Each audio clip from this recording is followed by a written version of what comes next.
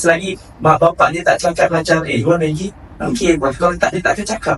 Saya tahu obesity Malaysia is the highest. Now budak-budak makin meningkat. So orang akan tanya, who shall we blame? Makanan pula salahnya manusia tu.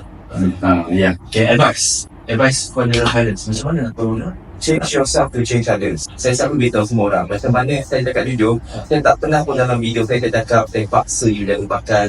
Saya tanya you bila nak mula macam coach Rita, tak ada. Saya tak ada cakap you buat ni. Saya juga tunjuk you apa saya buat. Saya tunjuk you training saya macam mana. Dan saya rasa semalam saya buat video saya makan kat burger nak.